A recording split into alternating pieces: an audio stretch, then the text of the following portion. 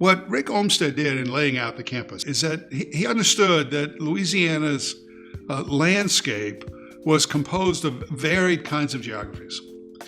And he saw in the site that the university now occupies a microcosm of the state of Louisiana, the landscapes, the geography of the state of Louisiana. Hi, I'm Michael Desmond.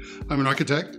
I grew up in South Louisiana, and I grew up fascinated by the relationships of physical environment and identity. I've taught architecture history and design for the last 30 years at LSU, and for the last 5 years I've been running a doctoral program in cultural preservation. When Rick Olmsted was first asked to construct a master plan, he was told that the plan should serve about 3,000 students as an ideal. When Theodore Link was brought on, that project was cut in half, and he was told that the university should plan for 1,500 students.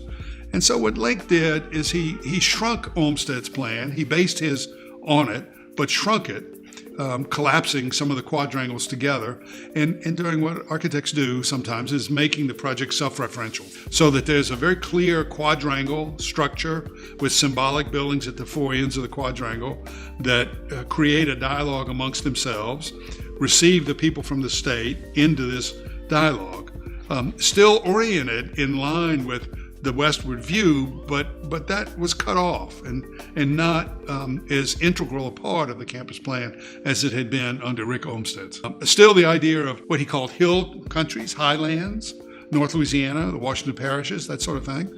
And it contained lowlands, the floodplains, rice and sugarcane farming lands. Today, LSU has somewhere around 35,000 students. It's gotten way beyond the 1,500 that it was originally intended to serve. Over the last century, that's brought up enormous problems of growth. And such growth is a difficult thing.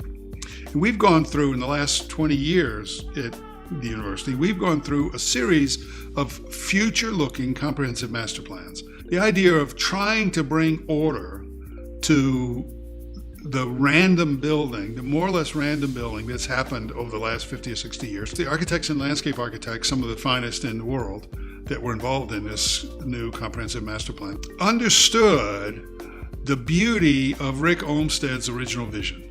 The idea that the campus is built at a cleft in the natural landscape, that it's built at a place where the Mississippi River has affected the stable high ground, and that dynamic is still there and active, and that it's built at a place where the microcosm of high ground and farming still kept on in the ag schools, Hill Farm, and low ground, which now has moved further to the south, but still is represented. They understand that over the next 40 or 50 years, LSU is going to have to maybe double the amount of academic space that it needs, and they've decided to move that to create a second quadrangle, a more southerly quadrangle, down anchored by Patrick Taylor Hall. The vision that this new master plan creates would create a second quad, a southerly quadrangle that would reach from Patrick Taylor Hall over to the coast and the environment, so that the university will have that new quadrangle on low grounds and the old historical quadrangle on high grounds. And the difference between the two is the bluff. And at the bluff, the master plan envisions a future library, a new major library that would face both directions, and that would be, in a sense, the link, bringing the notion of the state's mission of public education as a link between the various landscapes in Louisiana to a new culmination.